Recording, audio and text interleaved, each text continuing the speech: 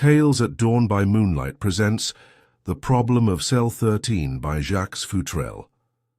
Practically all those letters remaining in the alphabet after Augustus S. F. X. van Dusen was named were afterward acquired by that gentleman in the course of a brilliant scientific career, and being honorably acquired were tacked on to the other end. His name, therefore, taken with all that belonged to it, was a wonderfully imposing structure. He was a Ph.D., an LL.D., an F.R.S., an M.D., and an M.D.S. He was also some other things, just what he himself couldn't say, through recognition of his ability by various foreign educational and scientific institutions. In appearance, he was no less striking than in nomenclature. He was slender, with the droop of the student in his thin shoulders, and the pallor of a close sedentary life on his clean-shaven face. His eyes wore a perpetual forbidding squint, the squint of a man who studies little things, and when they could be seen at all through his thick spectacles, were mere slits of watery blue. But above his eyes was his most striking feature. This was a tall, broad brow, almost abnormal in height and width, crowned by a heavy shock of bushy yellow hair. All these things conspired to give him a peculiar, almost grotesque personality. Professor Van Dusen was remotely German. For generations his ancestors had been noted in the sciences. He was the logical result, the master mind. First and above all, he was a logician. At least 35 years of the half-century or so of his existence had been devoted exclusively to proving that 2 and 2 always equal 4, except in unusual cases where they equal 3 or 5, as the case may be. He stood broadly on the general proposition that all things that start must go somewhere, and was able to bring the concentrated mental force of his forefathers to bear on a given problem. Incidentally, it may be remarked that Professor Van Dusen wore a number 8 hat.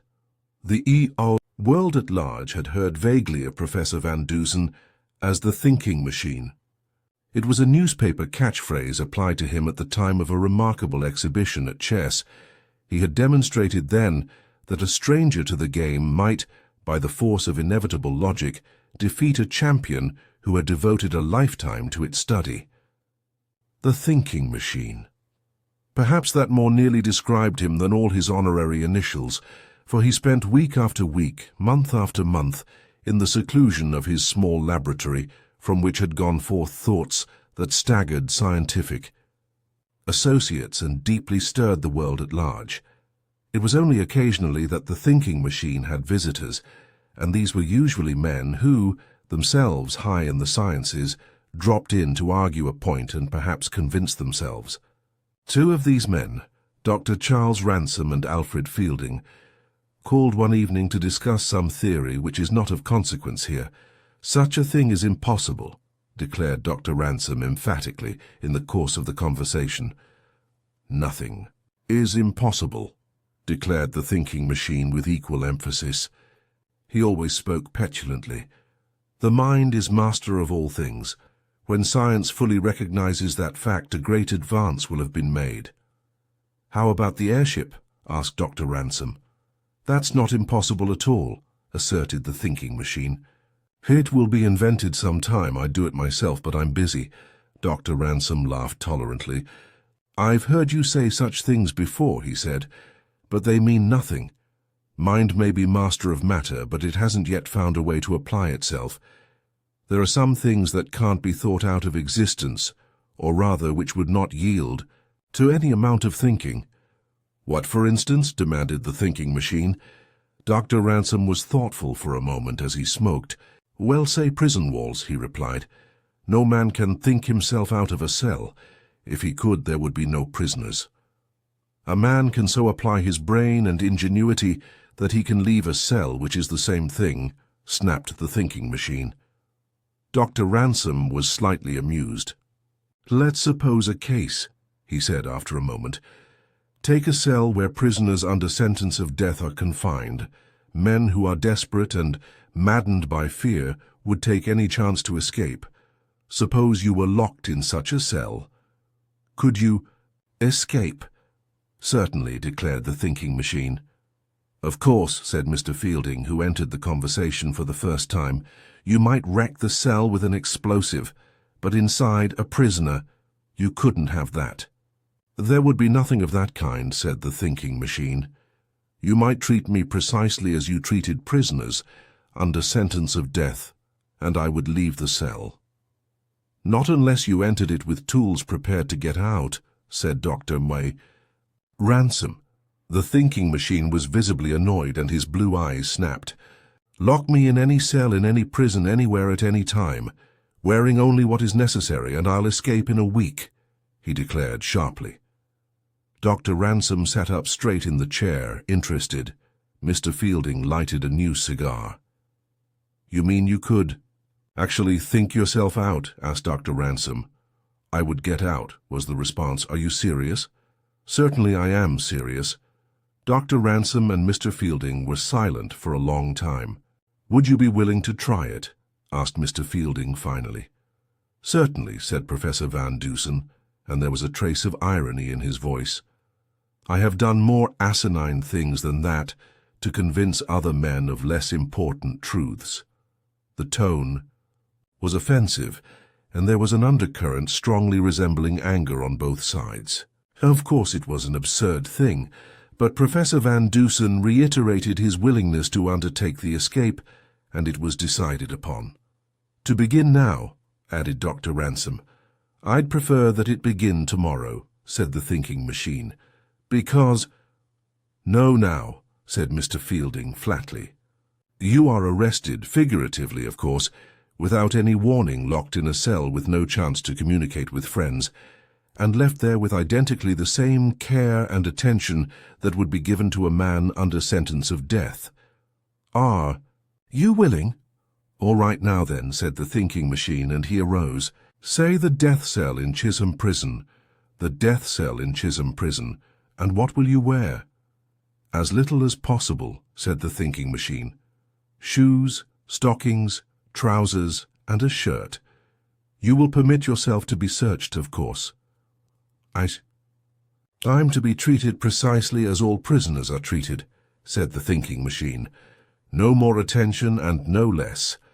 There were some preliminaries to be arranged in the matter of obtaining permission for the test, but all three were influential men, and everything was done satisfactorily by telephone, albeit the prison commissioners, to whom the experiment was explained on purely scientific grounds, were sadly bewildered.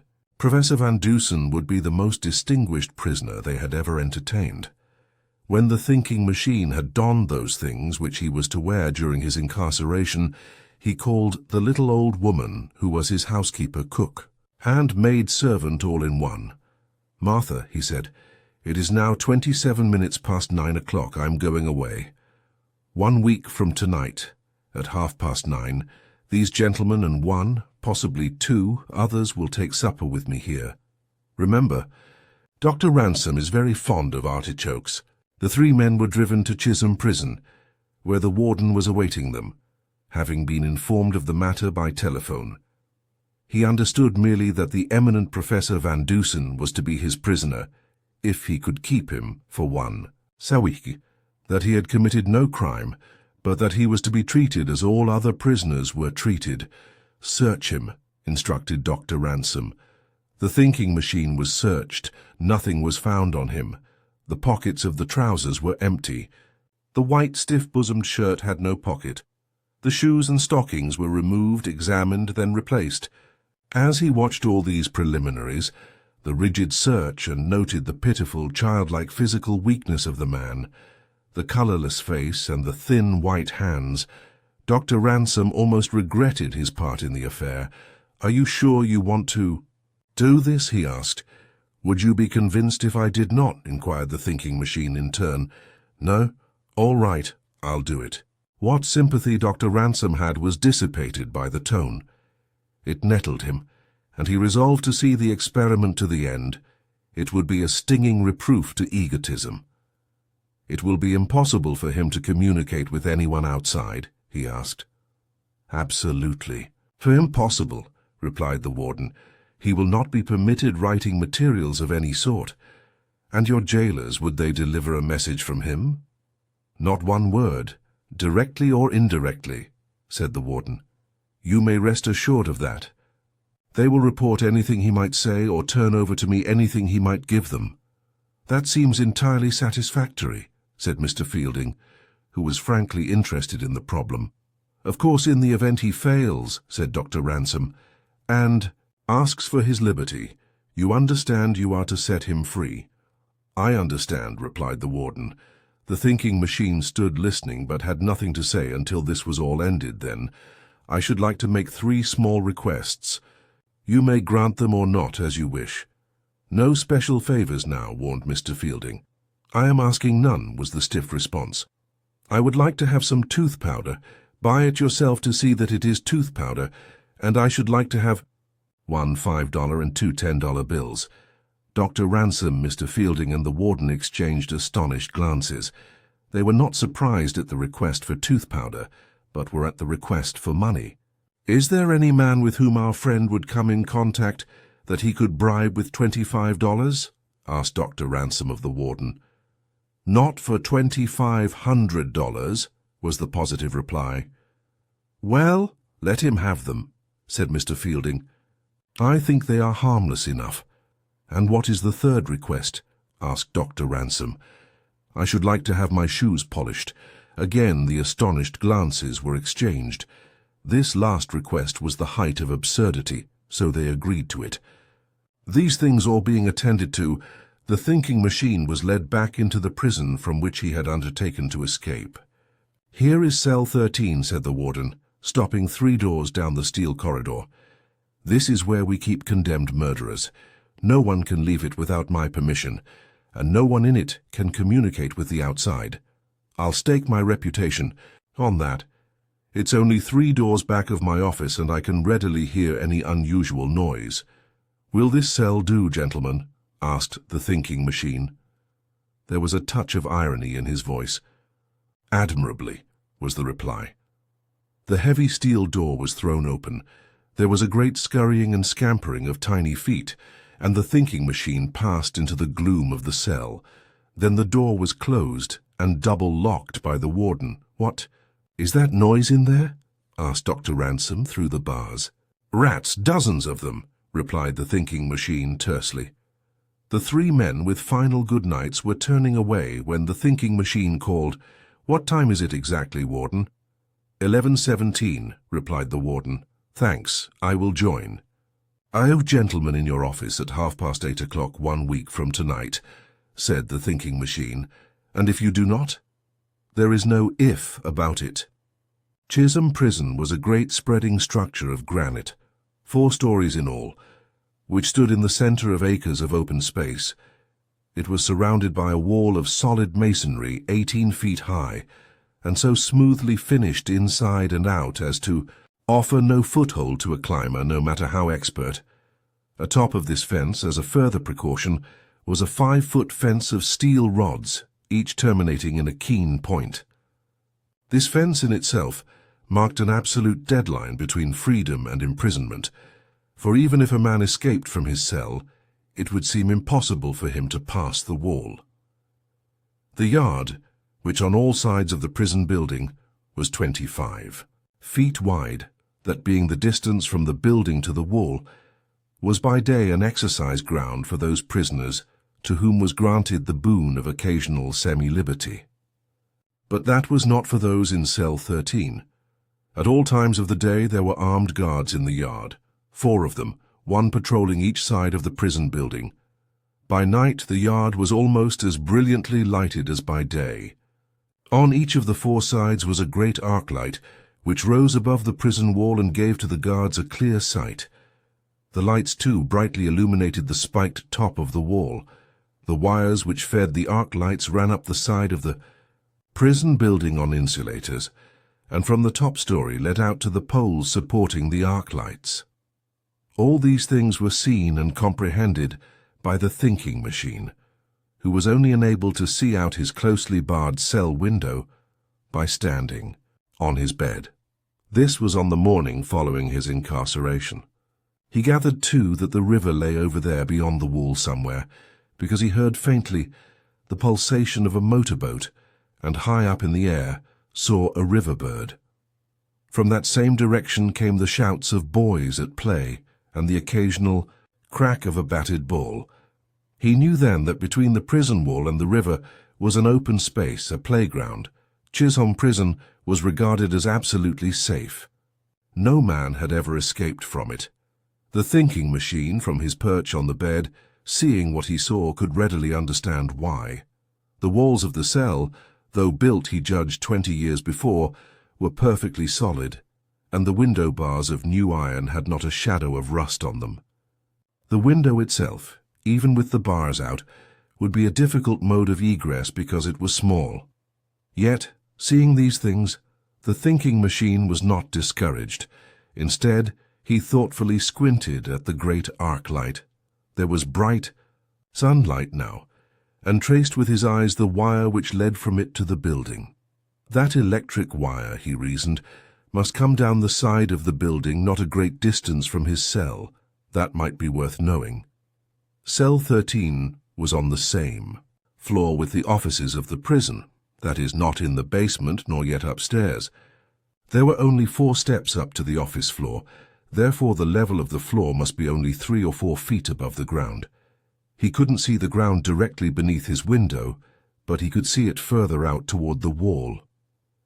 It would be an easy drop from the window. Well and good. Then the thinking machine fell to remembering how he had come to the cell. First, there was the outside guard's booth, a part of the wall. There were 2 heavily barred gates there, both of steel. At this gate was one man always on guard. He admitted persons to the prison after much clanking of keys and locks, and let them out when ordered to do so. The warden's office was in the prison building, and in order to reach that official from the prison yard, one had to pass a gate of solid steel with only a peephole in it. Then, coming from that inner office to cell 13, where he was now, one must pass a heavy wooden door and 2 steel doors into the corridors of the prison, and always there was the double-locked door of cell 13 to reckon with. There were then the thinking machine recalled 7 doors to be overcome before one could pass from cell 13 into the outer world, a free man. But against this was the fact that he was rarely interrupted. A jailer appeared at his cell door at 6 in the morning with a breakfast of prison fare. He would come again at noon and again at 6 in the afternoon. At 9 o'clock at night would come the inspection tour, that would be all. It's admirably arranged, this prison system, was the mental tribute paid by the thinking machine. I'll have to study it a little when I get out. I had no idea there was such great care exercised. In the prisons, there was nothing, positively nothing in his cell except his iron bed, so firmly put together that no man could tear it to pieces save with sledges or a file. He had neither of these. There was not even a chair, or a small table, or a bit of tin or crockery, nothing. The jailer stood by when he ate, then took away the wooden spoon and bowl which he had used. One by one these things sank into the brain of the thinking machine. When the last possibility had been considered, he began an examination of his cell. From the roof, down the walls on all sides, he examined the stones and the cement between them. He stamped over the floor carefully time after time, but it was cement, perfectly solid. After the examination, he sat on the edge of the iron bed and was lost in thought for a long time. For Professor Augustus S. van Dusen, the thinking machine, had something to think about. He was disturbed by a rat, which ran across his foot, then scampered away into a dark corner of the cell, frightened at its own daring. After a while the thinking machine, squinting steadily into the darkness of the corner where the rat had gone, was able to make out in the gloom many little beady eyes staring at him. He counted 6 pair, and there were perhaps others. He didn't see very well. Then the thinking machine, from his seat on the bed, noticed for the first time the bottom of his cell door. There was an opening there of 2 inches between the steel bar and the floor. Still looking steadily at this opening, the thinking machine backed suddenly into the corner where he had seen the beady eyes. There was a great scampering of tiny feet, several squeaks of frightened rodents, and then silence. None of the rats had gone out the door, yet there were none in the cell. Therefore there must be another way out of the cell, however small. The thinking machine on hands and knees started a search for this spot, feeling in the darkness with his long, slender fingers. At last his search was rewarded. He came upon a small opening in the floor level with the cement. It was perfectly round and somewhat larger than a silver dollar. This was the way the rats had gone. He put his fingers deep into the opening. It seemed to be a disused drainage pipe and was dry and dusty. Having satisfied himself on this point, he sat on the bed again for an hour, then made another inspection of his surroundings through the small cell window.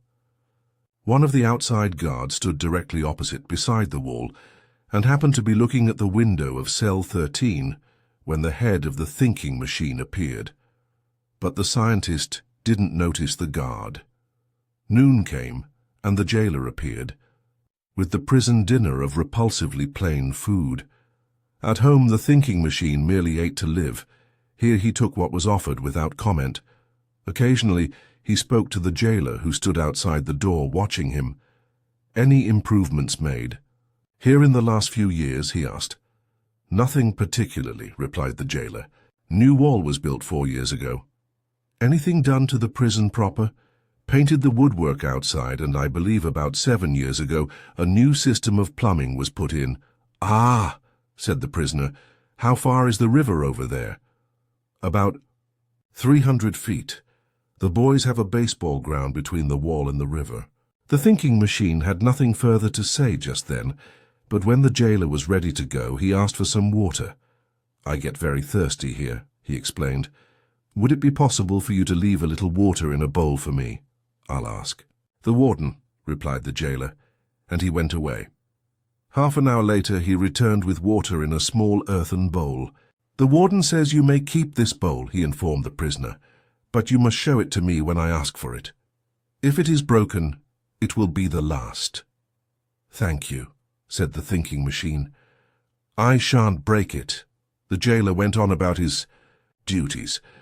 For just the fraction of a second it seemed that the thinking machine wanted to ask a question, but he didn't.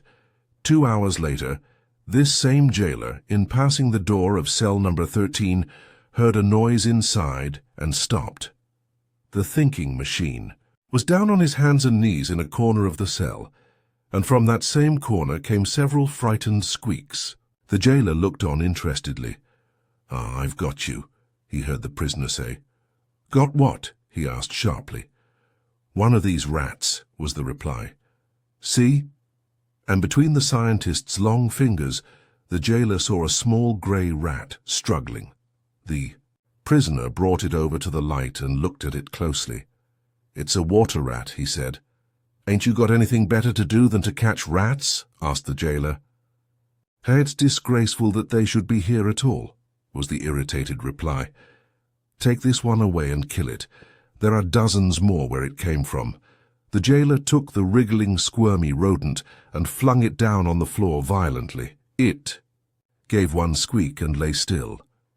Later he reported the incident to the warden, who only smiled.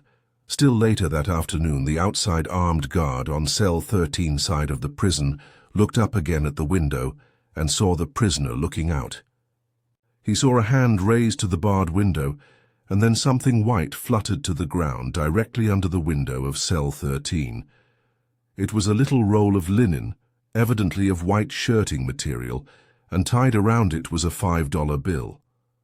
The guard looked up at the window again, but the face had disappeared. With a grim smile, he took the little linen roll and the $5 bill to the warden's office. There together they deciphered something which was written on it with a queer sort of ink, frequently blurred. On the outside was this: "Finder of this please deliver to Dr. Charles Ransom." "Ah," said the warden with a chuckle. "Plan of escape number 1 has gone wrong." Then, as an afterthought, but why did he address it to Dr. Ransom? And where? "Did he get the pen and ink to write with?" asked the guard. The warden looked at the guard, and the guard looked at the warden. There was no apparent solution of that mystery. The warden studied the writing carefully, then shook his head. "Well, let's see what he was going to say to Dr. Ransom," he said at length, still puzzled, and he unrolled the inner piece of linen. "Well, if that, what do you think of that?" he asked, dazed. The guard took the bit of linen and read this. "Ipe, sotdanet nayawehatoen sisi. T." The warden spent an hour wondering what sort of a cipher it was, and half an hour wondering why his prisoner should attempt to communicate with Dr. Ransom, who was the cause of him being there. After this, the warden devoted some thought to the question of where the prisoner got writing materials, and what sort of writing materials he had. With the idea of illuminating this point, he examined the linen again.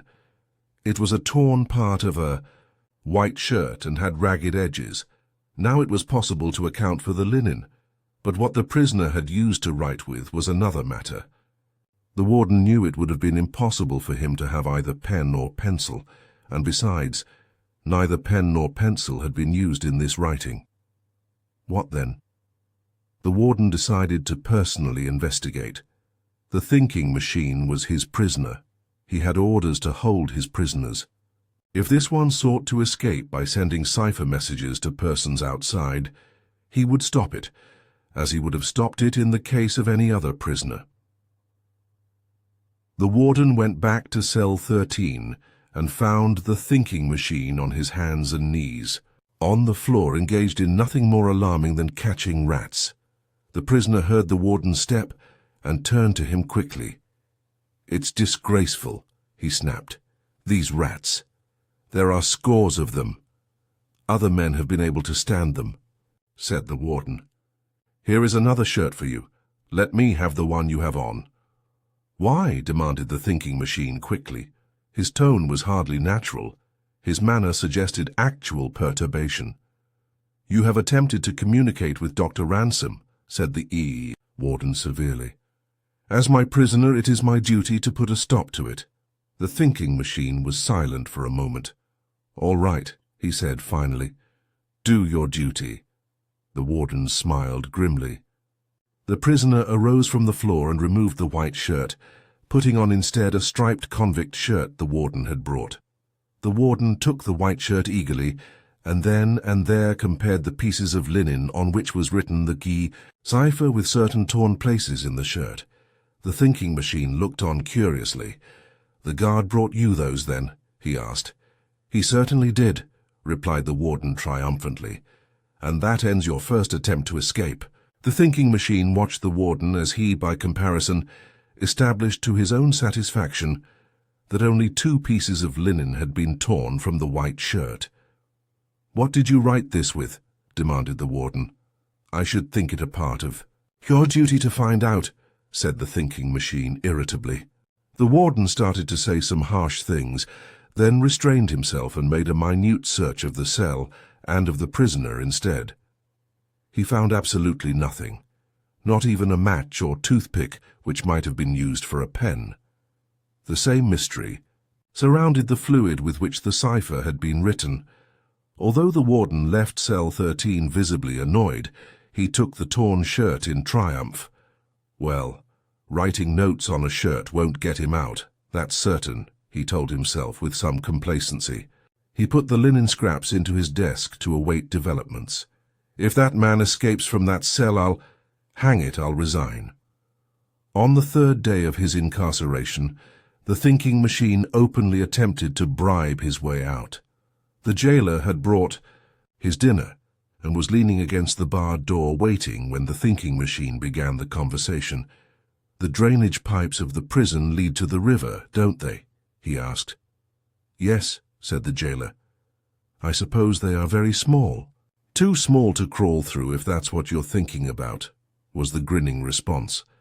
There was silence until the thinking machine finished his meal. Then, "You know I'm not a criminal, don't you?" "Yes."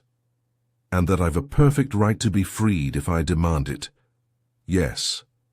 "Well, I came here believing that I could make my escape," said the prisoner, and his squint eyes studied the face of the jailer.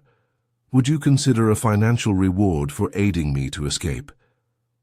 The jailer, who happened to be an honest man, looked at the slender, weak figure of the prisoner, at the large head with its mass of yellow hair, and was almost sorry. "I guess prisons like these were not built for the likes of you to get out of," he said at last. "But would you consider a proposition to help me get out?"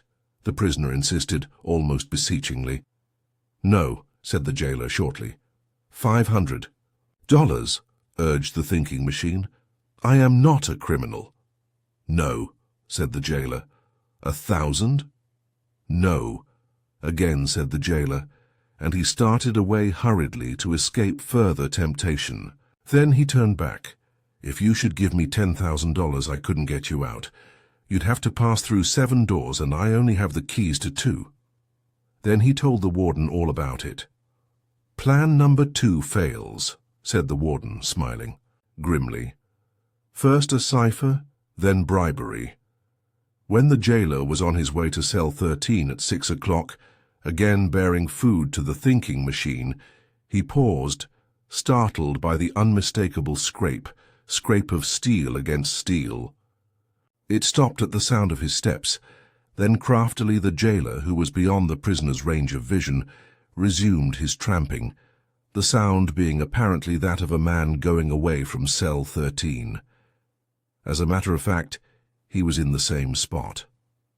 After a moment there came again the steady scrape, and the jailer crept cautiously on tiptoes to the door and peered between the bars. The thinking machine was standing on the iron bed, working at the bars of the little window. He was using a file, judging from the backward and forward swing of his arms. Cautiously the jailer crept back to the office, summoned the warden in person, and they returned to cell 13 on tiptoes. The steady scrape was still audible. The warden listened to satisfy himself, and then suddenly appeared at the door. "Well?" he demanded, and there was a smile on his face. The thinking machine glanced back from his perch on the bed and leaped suddenly to the floor, making frantic efforts to hide something. The warden went in with hand extended. "Give it up," he said. "No," said the prisoner sharply. "Come, give it up," urged the warden. "I don't want to have to search you again." "No," repeated the prisoner. "What was it? A file?" asked the warden. The thinking machine was silent and stood squinting at the warden, with something very nearly approaching disappointment on his face. Nearly, but not quite. The warden was almost sympathetic. "Plan number 3 fails, eh?" he asked, good-naturedly. "Too bad, isn't it?" The prisoner didn't say. "Search him," instructed the warden. The jailer searched the prisoner carefully. At last, artfully concealed in the waistband of the trousers, he found a piece of steel about 2 inches long, with one side curved like a half-moon. "Ah," said the warden as he received it from the jailer. "From your shoe heel," and he smiled pleasantly. The jailer continued his search, and on the other side of the trousers' waistband found another piece of steel identical with the first. The edges showed where they had been worn against the bars of the window. "How you couldn't saw a way through those bars with these," said the warden. "I could have," said the thinking machine firmly. "In 6 months, perhaps," said the warden good-naturedly. The warden shook his head slowly as he gazed into the slightly flushed face of his prisoner. "Ready to give it up?" he asked. "I haven't started yet," was the prompt reply. Then came another exhaustive search of the cell. Carefully the 2 men went over it, finally turning out the bed and searching that. Nothing. The warden in person climbed upon the bed and examined the bars of the window where the prisoner had been sawing. When he looked, he was amused. "Just made it a little bright by hard rubbing," he said to the prisoner, who stood looking on with a somewhat crestfallen air. The warden grasped the iron bars in his strong hands and tried to shake them. They were immovable, set firmly in the solid granite. He examined each in turn and found them all satisfactory. Finally he climbed down from the bed. "Give it up, Professor," he advised. The thinking machine shook his head, and the warden and jailer passed. On again. As they disappeared down the corridor, the thinking machine sat on the edge of the bed with his head in his hands. "He's crazy to try to get out of that cell," commented the jailer. "Of course he can't get out," said the warden. "But he's clever. I would like to know what he wrote that cipher with." It was 4 o'clock next morning when an awful, heart-racking shriek of terror resounded through the great prison. It came from a cell somewhere about the center, and its tone told a tale of horror, agony, terrible fear. The warden heard, and, with 3 of his men, rushed into the long corridor leading to cell 13. As they ran, there came again that awful cry. It died away in a sort of wail. The white faces of prisoners appeared at cell doors upstairs and down, staring out wonderingly, frightened. "It's that fool in cell 13, grumbled the warden. He stopped and stared in as one of the jailers flashed a lantern. That fool in cell 13 lay comfortably on his cot, flat on his back with his mouth open, snoring. Even as they looked, there came again the piercing cry from somewhere above. The warden's face blanched a little as he started up the stairs. There on the top floor he found a man in cell 43, directly above cell 13, but 2 floors higher, cowering in a corner of his cell. "What's the matter?" demanded the warden. "Thank God you've come," exclaimed the prisoner, and he cast himself against the bars of his cell. "What is it?" demanded the warden again. He threw open the door and went in. The prisoner dropped on his knees and clasped the warden about the body. His face was white with terror. His eyes were widely distended, and he was shuddering. His hands, icy cold, clutched at the warden's. "Take me out of this cell, please take me out," he pleaded. "What's the matter with you, anyhow?" insisted the warden impatiently. "I heard something, said the prisoner, and his eyes roved nervously around the cell. "What did you hear?" I can't tell you," stammered the prisoner. Then, in a sudden burst of terror, "Take me out of this cell, put me anywhere, but take me out of here." The warden and the 3 jailers exchanged glances. "Who is this fellow?" "What's he accused of?" asked the warden. "Joseph Ballard," said one of the jailers. "He's accused of throwing acid in a woman's face. She died from it." "But they can't prove it," gasped the prisoner. "They can't prove it. Please put me in some other cell." He was still clinging to the warden, and that official threw his arms off roughly. Then for a time he stood looking at the cowering wretch, who seemed possessed of all the wild, unreasoning terror of a child. "Look here, Ballard," said the warden finally. "If you heard anything, I want to know what it was. Now tell me." I can't, was the reply. He was sobbing.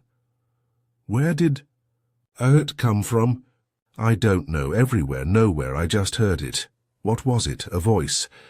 "Please don't make me answer," pleaded the prisoner. "You must answer," said the warden sharply. "It was a voice. But it wasn't human," was the sobbing reply. "Voice, but not human," repeated the warden, puzzled. "It sounded muffled and far away and ghostly," explained the man.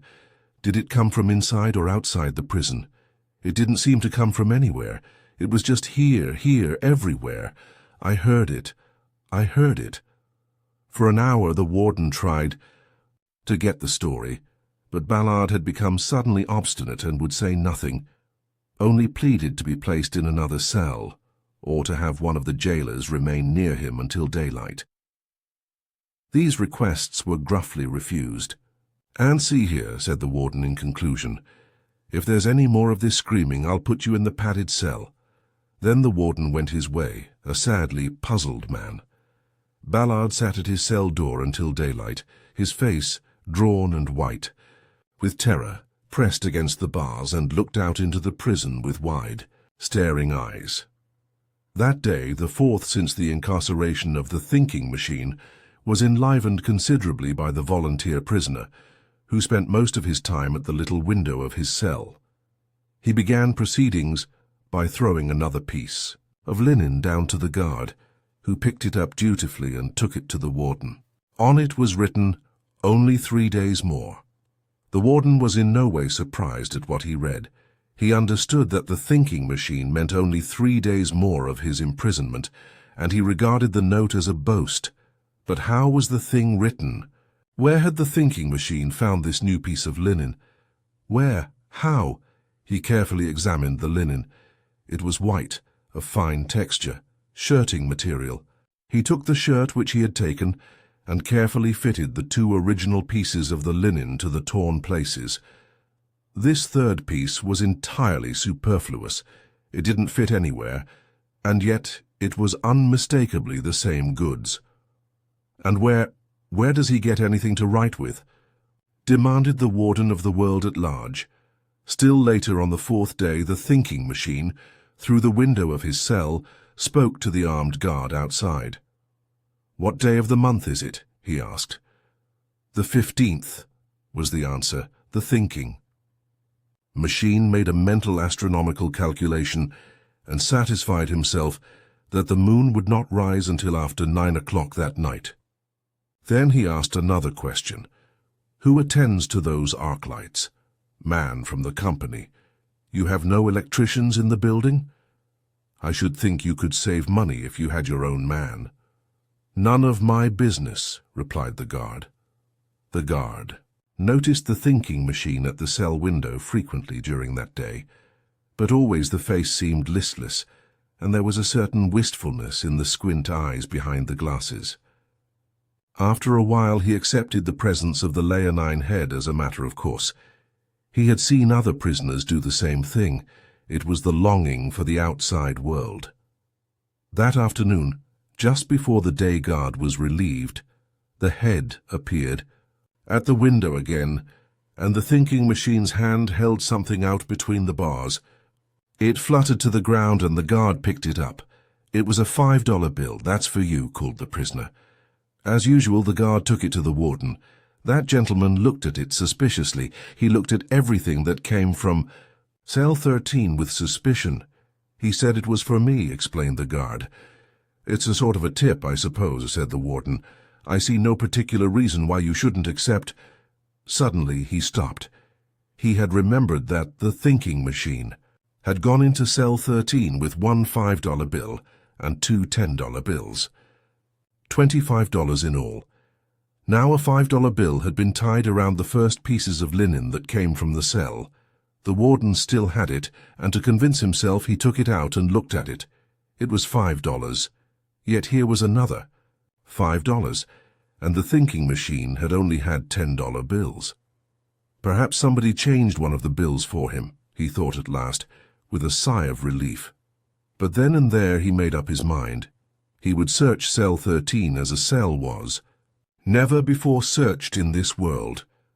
When a man could write at will and change money, and do other wholly inexplicable things, there was something radically wrong with his prison. He planned to enter the cell at night. 3 o'clock would be an excellent time. The thinking machine must do all the weird things he did sometime. Night seemed the most reasonable. Thus it happened that the warden stealthily descended upon Cell 13 that night at 3 o'clock. He paused at the door and listened. There was no sound save the steady, regular breathing of the prisoner. The keys unfastened the double locks with scarcely a clank, and the warden entered, locking the door behind him. Suddenly he flashed his dark lantern in the face of the recumbent figure. If the warden had planned to startle the thinking machine, he was mistaken, for that individual merely opened his eyes quietly, reached for his glasses, and inquired, in a most matter-of-fact tone, "Who is it?" It would be useless to describe the search that the warden made. It was minute. Not 1 inch of the cell or the bed was overlooked. He found the round hole in the floor, and with a flash of inspiration, thrust his thick fingers into it. After a moment of fumbling there, he drew up something and looked at it in the light of his lantern. "Ugh!" he exclaimed. The thing he had taken out was a rat, a dead rat. His inspiration fled as a mist before the sun, but he continued the search. The thinking machine, without a word, arose and kicked the rat out of the cell into the corridor. The warden climbed on the bed and tried the steel bars in the tiny window.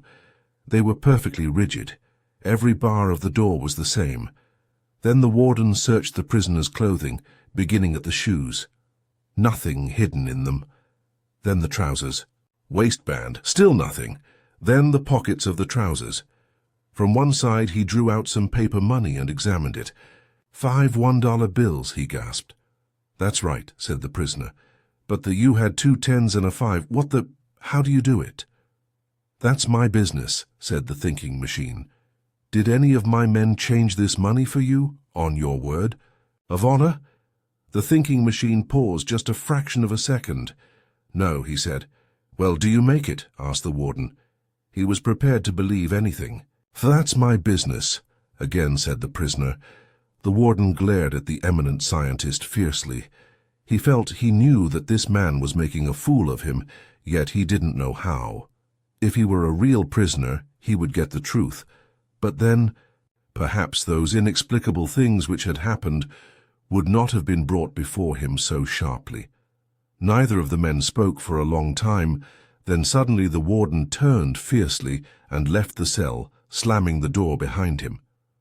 He didn't dare to speak then. He glanced at the clock. It was 10 minutes to 4. He had hardly settled himself in bed when again came that heartbreaking shriek through the prison. With a few muttered words, which, while not elegant, were highly expressive, he relighted his lantern and rushed through the prison again to the cell on the upper floor. Again Ballard was crushing himself against the steel door, shrieking at the top of his voice. He stopped only when the warden flashed his lamp in the cell. Take me out, he screamed. I did it, I killed her. Take it away. Take what away? Asked the warden. I threw the acid in her face. I did it, I confess. Take me out of here. Ballard's condition was pitiable. It was only an act of mercy to let him out into the corridor. There he crouched in a corner like an animal at bay, and clasped his hands to his ears. It took half an hour to calm him sufficiently for him to speak. Then he told incoherently what had happened. On the night before, at 4 o'clock, he had heard a voice, a sepulchral voice, muffled and wailing in tone. What did it say? Asked the warden curiously. Acid, acid, acid, gasped the prisoner. It accused me, acid. I threw the acid, and the woman died. Oh! It was a long, shuddering wail of terror. Acid, echoed the warden, puzzled. The case was beyond him. Acid, that's all I heard, that one word repeated several times. There were other things too, but I didn't hear them. That was last night, eh? Asked the warden. What happened tonight? What frightened you just now? It was the same thing, gasped the prisoner. Acid, acid, acid. He covered his face with his hands and sat shivering. It was acid I used on her, but I didn't mean to kill her. I just heard the words. It was something accusing me. He mumbled and was silent. Did you hear anything else? Yes, but I couldn't understand, only a little bit, just a word or two. Well, what was it? I heard acid 3 times. Then I heard a long moaning sound, then I heard no 8 hat. I heard that twice. No. 8 hat, repeated the warden. What the devil? Number 8 hat. Accusing voices of conscience have never talked about number 8 hats, so far as I ever heard. He's insane, said one of the jailers with an air of finality. I believe you, said the warden. He must be. He probably heard something and got frightened. He's trembling now. No. 8 hat. What the... When the 5th day of the thinking machine's imprisonment rolled around, the warden was wearing a hunted look. He was anxious for the end of the thing. He could not help but feel that his distinguished prisoner had been amusing himself. And if this were so, the thinking machine had lost none of his sense of humor. For on this 5th day, he flung down another linen note to the outside guard, bearing the words, "Only 2 days more." Also, he flung down $50. Now the warden knew, that the man in cell 13 didn't have any $50. He couldn't have any $50, no more than he could have pen and ink and linen, and yet he did have them. It was a condition, not a theory. That is one reason why the warden was wearing a hunted look. That ghastly uncanny thing too about acid and number 8 hat clung to him tenaciously. They didn't mean anything, of course, merely the ravings of an insane murderer who had been driven by fear to confess his crime. Still, there were so many things that didn't mean anything happening in the prison now, since the thinking machine, was there? On the 6th day, the warden received a postal stating that Dr. Ransom and Mr. Fielding would be at Chisholm Prison on the following evening, Thursday, and in the event Professor Van Dusen had not yet escaped, and they presumed he had not because they had not heard from him, they would meet him there. In the event he had not yet escaped. The warden smiled grimly. Escaped. The thinking machine enlivened this day for the warden with 3 notes.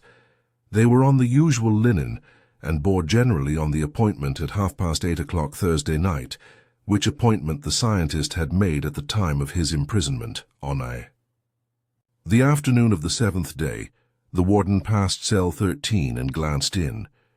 The thinking machine was lying on the iron bed, apparently sleeping lightly. The cell appeared precisely as it always did from a casual glance. The warden would swear that no man was going to leave it between that hour. It was then 4 o'clock, and 8:30 that evening. On his way back past the cell, the warden heard the steady breathing again and, coming close to the door, looked in. He wouldn't have done so if the thinking machine had been looking, but now, well, it was different. A ray of light came through the high window and fell on the face of the sleeping man. It occurred to the warden for the first time that his prisoner appeared haggard and weary. Just then the thinking machine stirred slightly, and the warden hurried on up the corridor guiltily. That evening after 6 o'clock, he saw the jailer. "Everything all right in cell 13?" he asked. "Yes, sir," replied the jailer. He didn't eat much, though. It was with a feeling of having done his duty that the warden received Dr. Ransom and Mr. Fielding shortly after 7 o'clock.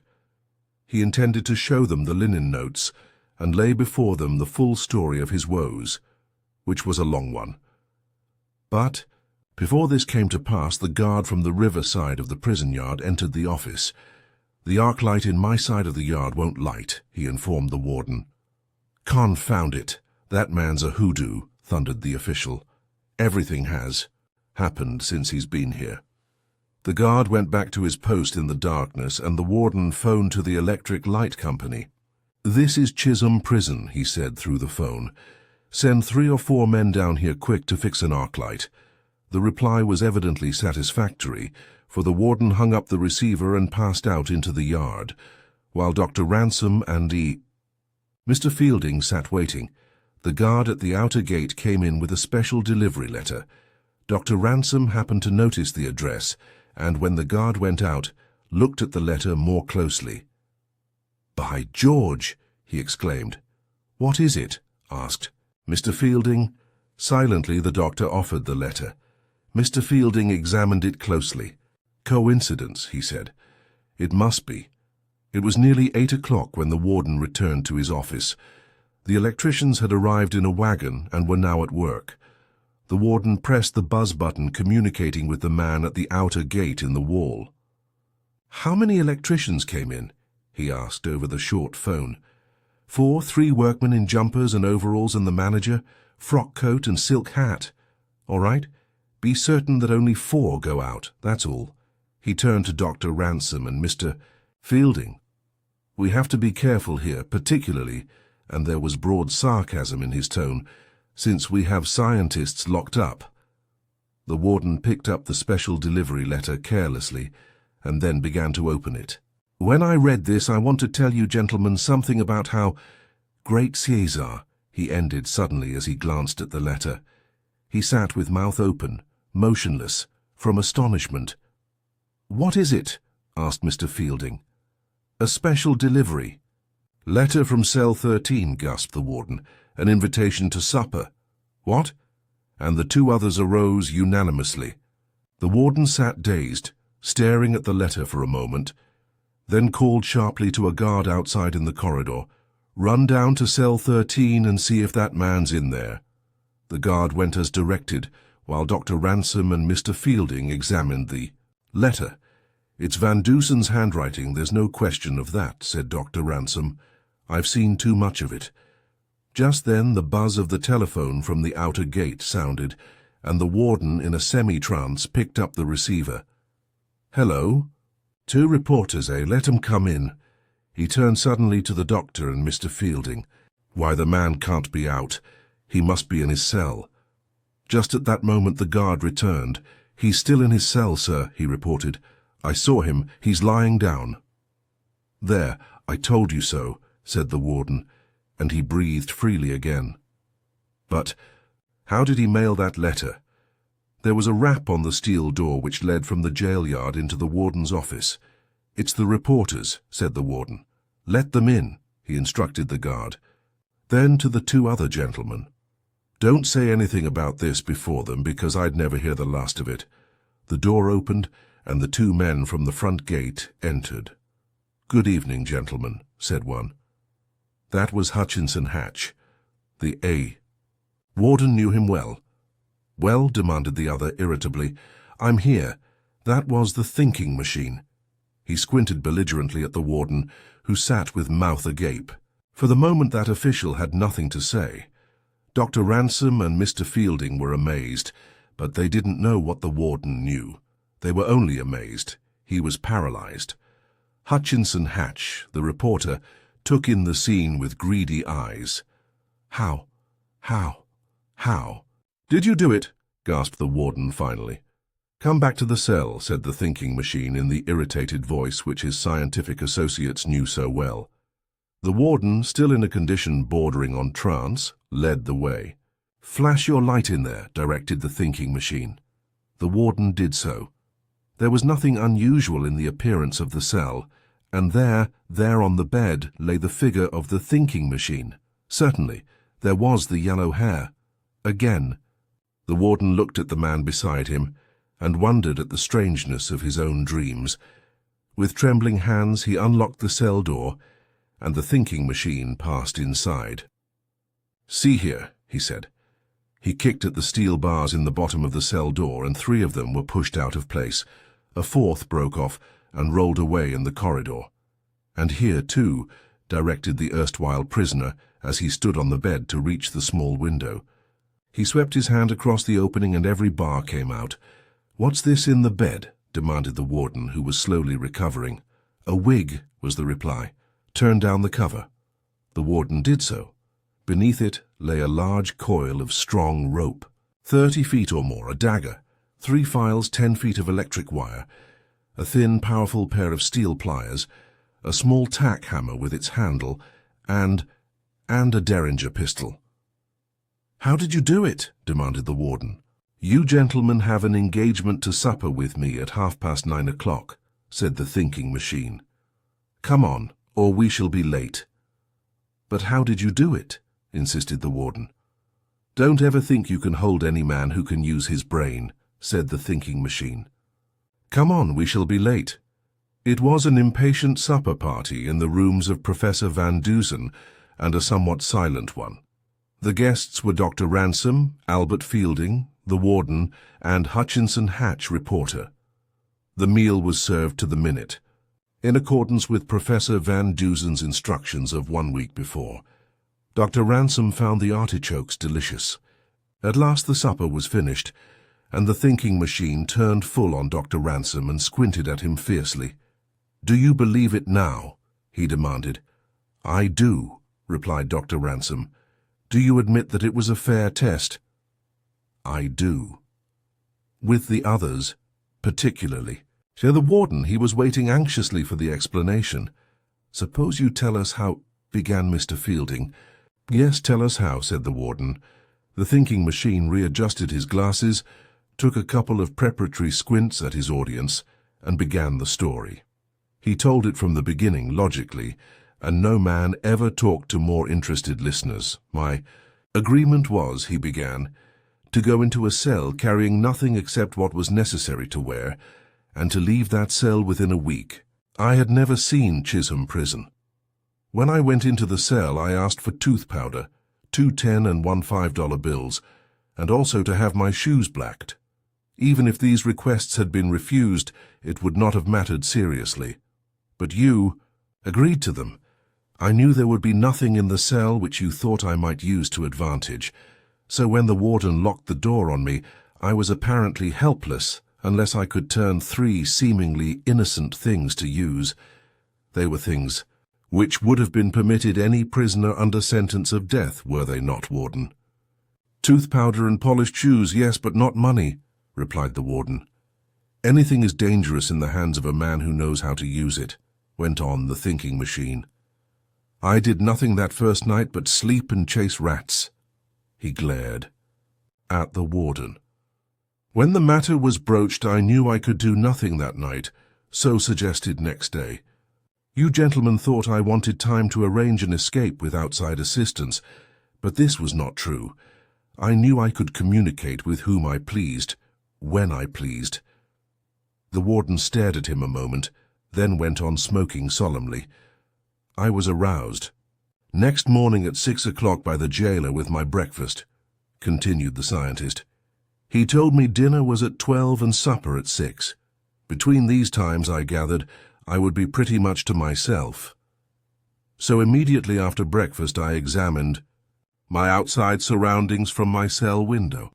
One look told me it would be useless to try to scale the wall, even should I decide to leave my cell by the window, for my purpose was to leave not only the cell, but the prison. Of course, I could have gone over the wall, but it would have taken me longer to lay my plans that way. Therefore, for the moment, I dismissed all idea of that. From this first observation, I knew the river was on that side of the prison, and that there was also a playground there. Subsequently, these surmises were verified by a keeper. I knew then one important thing, that anyone might approach the prison, wall from that side if necessary without attracting any particular attention. That was well to remember. I remembered it. But the outside thing which most attracted my attention was the feed wire to the arc light, which ran within a few feet, probably 3 or 4, of my cell window. I knew that would be valuable in the event I found it necessary to cut off that arc light. "Oh, you shut it off tonight, then?" asked the warden. "Having learned all I could from that window," resumed the thinking machine without heeding the interruption, "I considered the idea of escaping through the prison proper. I recalled just how I had come into the cell, which I knew would be the only way. 7 doors lay between me and the outside, so also for the time being I gave up the idea of escaping that way. And I couldn't go through the solid granite walls of the cell." The thinking machine paused for a moment, and Dr. Ransom lighted a new cigar. For several minutes there was silence, then the scientific jailbreaker went on. "While I was thinking about these things, a rat ran across my foot. It suggested a new line of thought. There were at least 6 rats in the cell. I could see their beady eyes.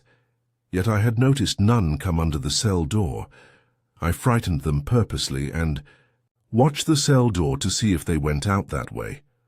They did not, but they were gone.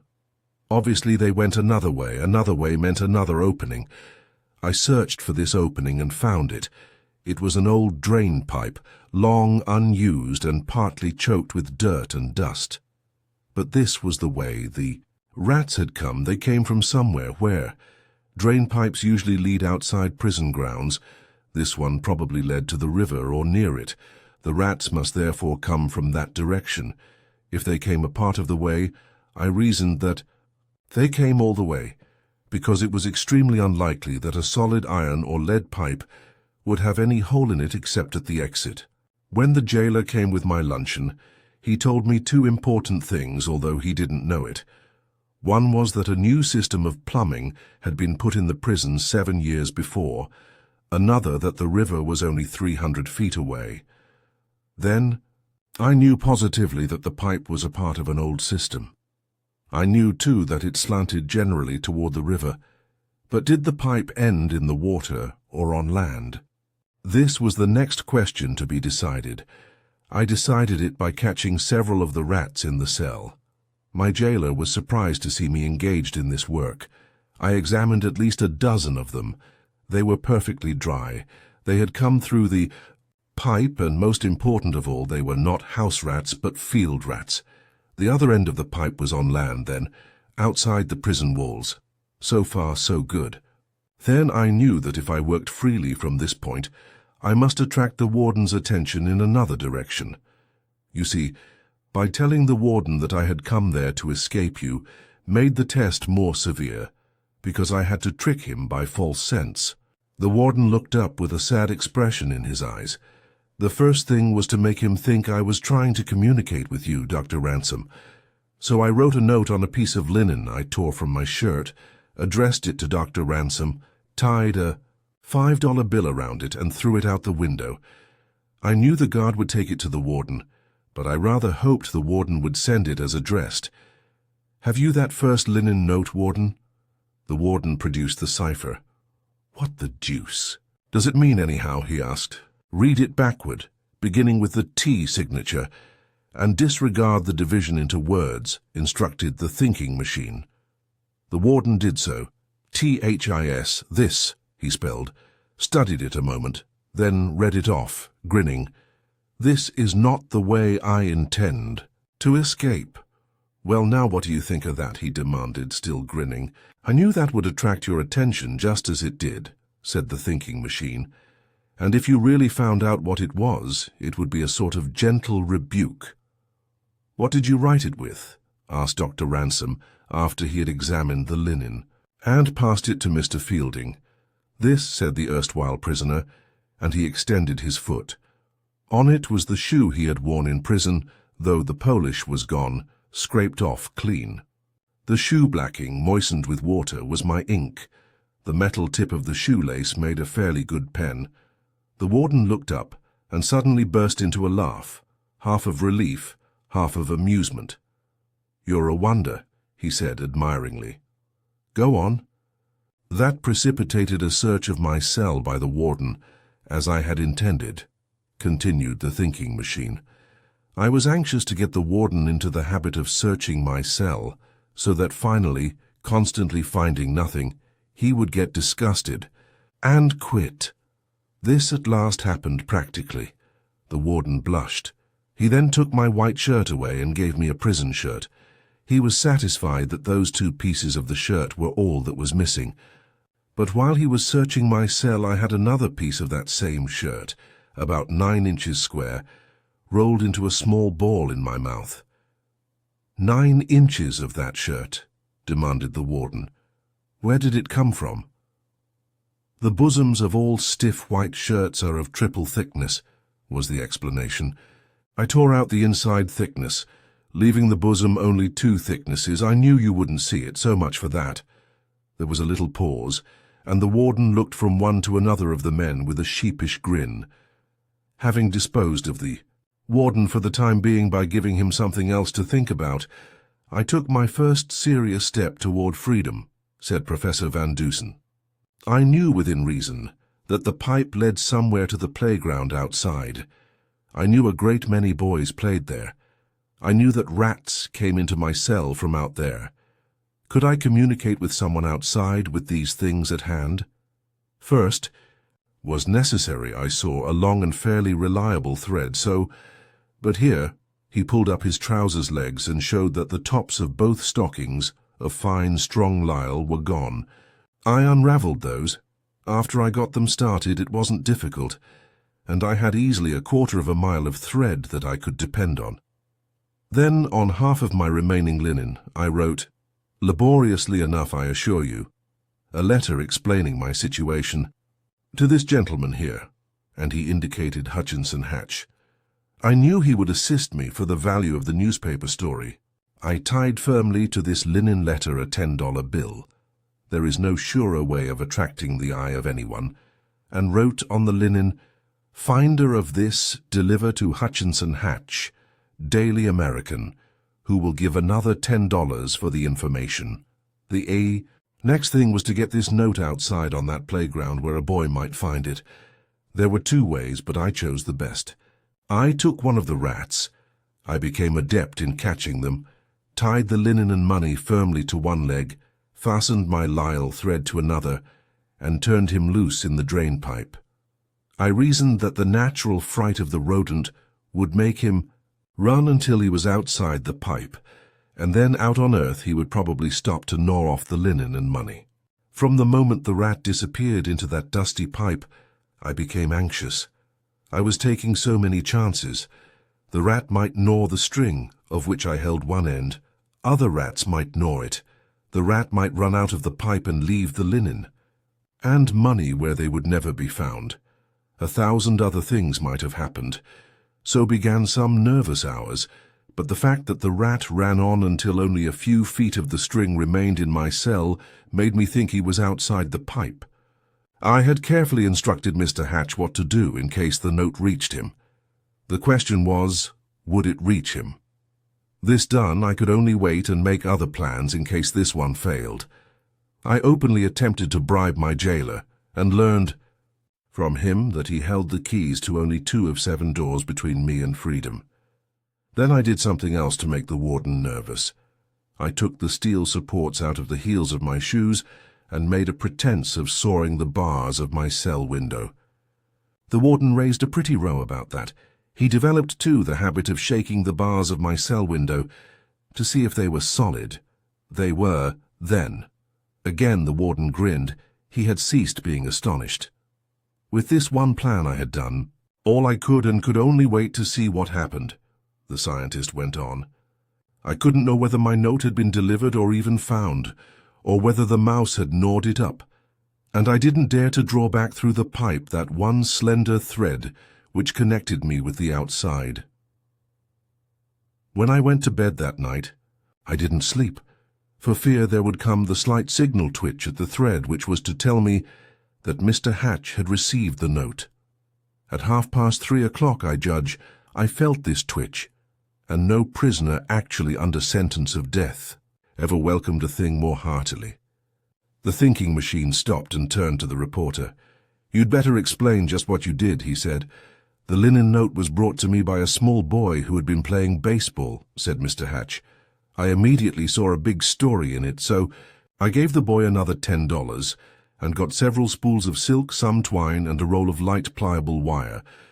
The professor's note suggested that I have the finder of the note show me just where it was picked up and told me to make my search.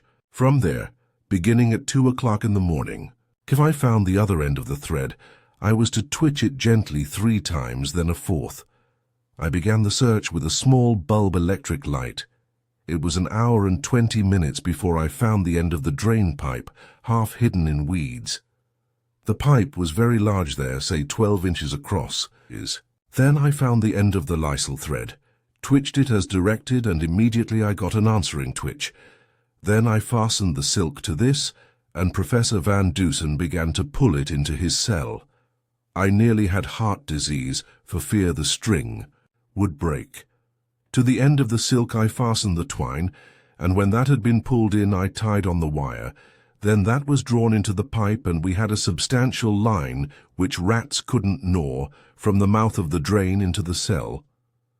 The thinking machine raised his hand, and Hatch stopped. "All this was done in absolute silence," said the scientist. "But when the wire reached my hand I could have shouted.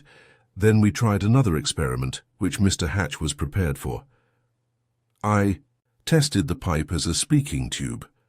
Neither of us could hear very clearly, but I dared not speak loud for fear of attracting attention in the prison. At last I made him understand what I wanted immediately. He seemed to have great difficulty in understanding when I asked for nitric acid, and I repeated the word acid several times. Then I heard a shriek from a cell above me.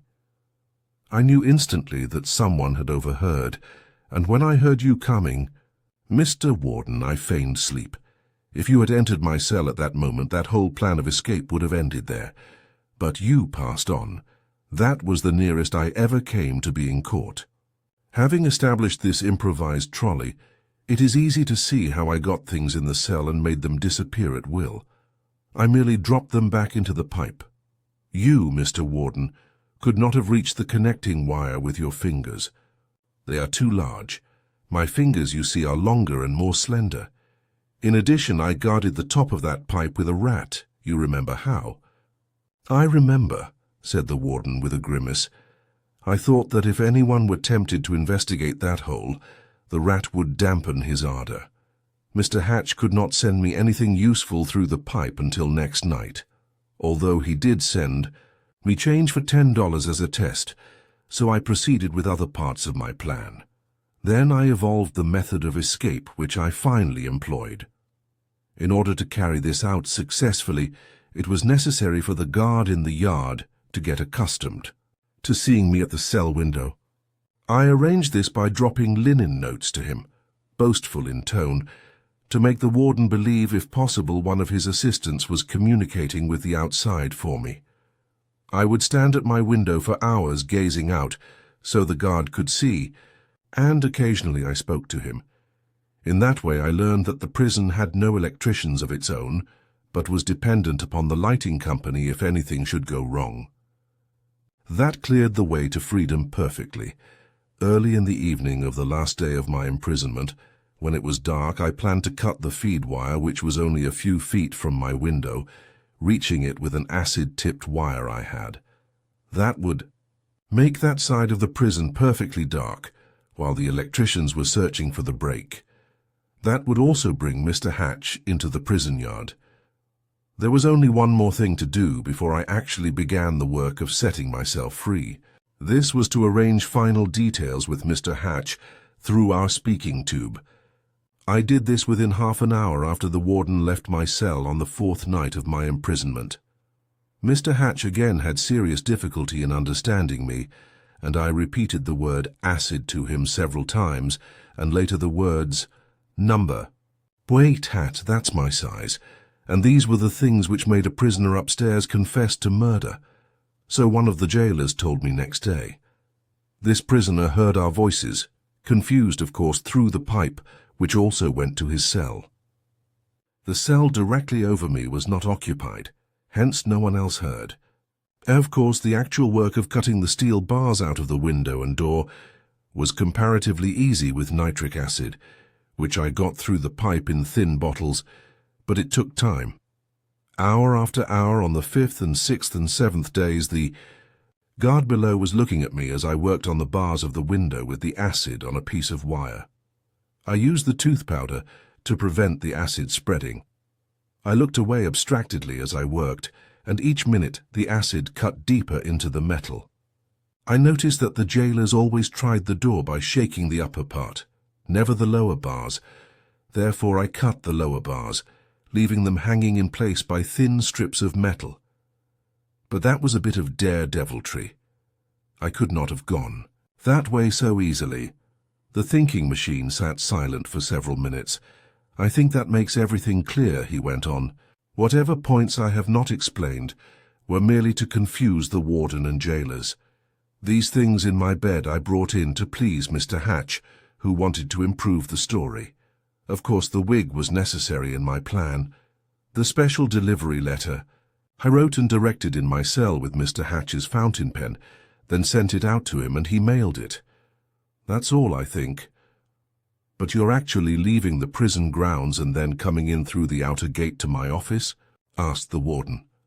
Perfectly simple, said the scientist. I cut the electric light wire with acid, as I said, when the current was off. Therefore, when the current was turned on, the arc didn't light. I knew it would take some time to find out what was the matter and make repairs. When the guard went to report to you, the yard was dark. I crept out the window, it was a tight fit too, replaced the bars by standing on a narrow ledge, and remained in a shadow until the force of electricians arrived.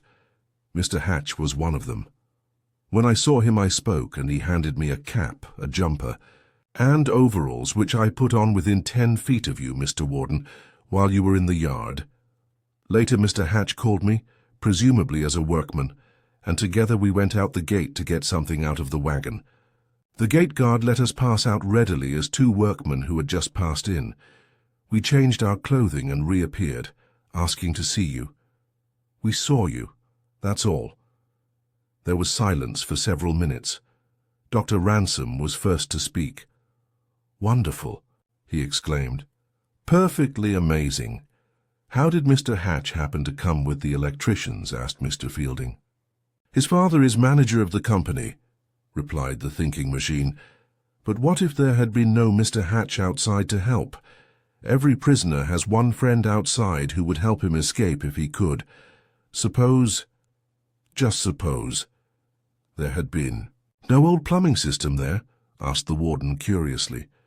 There were 2 other ways out, said the thinking machine enigmatically. 10 minutes later the telephone bell rang. It was a request for the warden. Light all right, eh? The warden asked through the phone. Good. Wire cut beside cell 13? Yes, I know. 1 electrician too many? What's that? 2 came out? The warden turned to the others with a puzzled expression. He only let in 4 electricians, he has let out 2 and says there are 3 left. I was the odd one, said the thinking machine. Oh, said the warden. I see. Then through the phone, let the 5th man go, he's all right. Subscribe for more such stories.